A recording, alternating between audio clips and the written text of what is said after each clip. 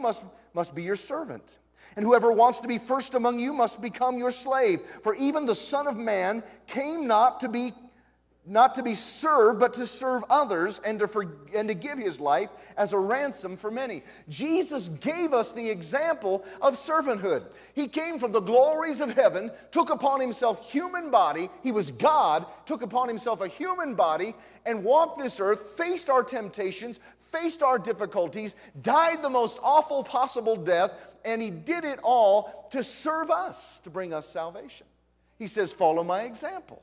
Follow my example is what Jesus is saying. You know, I think about the men of our church, and I think about the sacrificial role that many of you guys have played. I think of people like David Williams. Many of you don't even know who David is, but I know who David is. David gets up earlier than any single one of us, including myself, on Sunday morning, and he is the first one here to this church, comes and opens the gate, gets out the church bus, and goes out and picks up people who couldn't get here without transportation. Now, doesn't get any great accolades. And all the people I'm going to mention today are not looking to be mentioned. In fact, I haven't even checked with them because they would all tell me don't do it. But David's one of those guys. He's here this morning. I think of Ernie Arms. Ernie, he goes every morning, every Sunday morning. He's here before anybody else gets here. And all weekend long, the wind's been blowing and trash has been blowing into our parking lots and into our alley and all up and down the gutter of the street. People have been having drinking parties out on Saturday night out there in the parking lot. Piles of beer cans. All kinds of awful stuff. And Ernie arrives early. I'll never forget, Pastor Randy and I used to take care of that task. We still get here early, but we would get here early and we'd do the rounds of the parking lot, and we would be in our Sunday best, but having to pick up trash. Never forget the day Ernie came to me and said, Pastor, I want to help you. Let me do that. And it was hard to give it up because, I want to serve.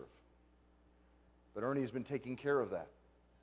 On his days off, he comes here and he finds the projects that we need to get done, and he's working on those projects. Ernie's a truck driver. He drives a long haul into Arizona and back several times a week, but I want you to know that he finds time for the things of God. He's one of those that is a hero in my book. He's a hero. I think of guys like Hector Mancha. Hector is one of our board members, but he's a board member who has been willing to give. He's been willing to serve. Hector, every week, he works a full-time job. Every week, prepares to lead worship here on Wednesday nights. We have a tremendous time in here on Wednesday nights, by the way. Powerful teaching of the Word, acoustic worship that is just second to none. Every week, he decides what songs that are going to be done. He prepares those songs, and he comes prepared and ready every week. He takes care of the church bus. This past week, we had someone else who was going to be making the run to take our kids to camp with the bus, but schedules changed, things happened, and it wasn't possible for them to take the bus. Hector stepped up, said, I'll do it. I'll take that. I'll take the kids to camp. Took a day off of work so that he could take kids to camp. That's a hero in my book. I think of guys like Butch Thornburg. There he is walking across the back right there. He's back there running sound. He's got a full-time job. He's got other things to do. But he's trying to make sure that what you hear works. That every mic is turned on at the right time and turned off at the right time. And that you can hear the instruments and all of those things going on. He's back there taking care of those things. I think of Ted Schmidt, and Ted is in Alaska right now. Don't applaud that he's in Alaska. He'll get the DVD and find out what you did. Ted is a tremendous man of God. He loves to bring young boys into a saving knowledge of Jesus Christ and teach them what it is to be godly men. He's involved in Royal Rangers. In fact, he has been elevated to the national level as a leader. We are privileged to have him as a part of this church. He is involved in Royal Rangers and FCF, which is a higher level of Royal Rangers. And right now, even as we speak, he is building structures in Alaska with an organization in the Assemblies of God called Pathfinders. They are in Alaska building structures out in the middle of no place because he loves God. He's a hero in my book. I think of people like Ted Schmidt Sr. He's here this morning. Ted, you're a hero in my book. When we were building this first phase of this building, Ted stepped up and said, you know what? I'll help you with those projects. Tell me what you need done. He's given us advice. This man is one of the most brilliant men you will ever meet. But he stepped up and helped make things happen around this church and still making things happen. And Ted, you're a hero in my book. I think of people like Andre Hernandez, all the way here from New York City.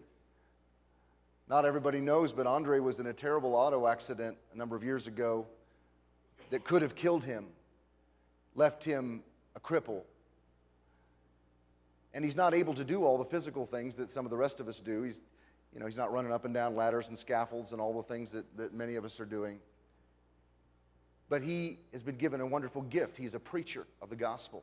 In fact, he's sought after to preach in Spanish-speaking churches all over this state. If you ever don't see him on a Sunday, it's because he's preaching somewhere. In fact, he's about to make a trip to Florida to preach. And every Wednesday night, he's one of our rotation of preachers and teachers here on Wednesday nights and does a tremendous job. Those of you who come on Wednesday nights, you know what I'm talking about. Powerful preaching of the Word of God. Andre came to me and said, Pastor, whatever you need me to do, I've got some physical limitations, but I am here for you. I'm here to support you, whatever I can do. A servant's heart. Andre's a hero in my book. I think of guys like John Saunders. John's here this morning. Where are you, John? Did he have to slip out? Oh, there he is. Yeah. John, he's hiding from me. You know, John is an incredible artist. He's an artist who has paintings hanging in some of the top galleries around this country and in this city and in Santa Fe and other places. I mean, he rubs shoulders with the elite of the elite. He's invited me to come to some of his events, and you know, we're talking about movie stars and big people that are his personal friends. And John, with all his artistic skills, painting horses, which is his specialty, he would pick up a regular old paintbrush and come and paint here at the church. And long after we'd finished up the first phase of the project, he would come and he would work on other things that we needed done around the church. Come during the week and work. John, you're a hero in my book. I think of guys like Sean Fott. I don't see Sean this morning, but Sean is one of those who slips in late and leaves early. He's not a person who wants to, he's not talkative, let's put it that way. He's really quiet. Sean's a good man, though, I'll tell you that. We've had lots of projects and things that we could have never gotten done, that he, with his Southwest Ironworks business, has provided all of the supplies that we have needed. You may have noticed that there's no handrails on any of our ramps or steps right now. We've taken all the old stuff out because he has provided us with ADA, American Disability Act handrails that he has manufactured and brought to us. And we'll have to install them, but they are perfect, and they're exactly what we've needed. Would have cost us thousands and thousands of dollars. He won't take payment for them. Sean's a hero in my book. I think of Dale Shell. He's back there running, getting our TV program together and making it possible that you can get DVDs of this service this morning. Dale works with some of the most sophisticated spacecraft and all kinds of weapon systems and things that he can't even talk about, or he'd have to kill you kind of stuff, top secret stuff. But Dale's back there giving of his technical skill and knowledge every single week. You don't see him, but he's behind the scenes. He's a hero in my book.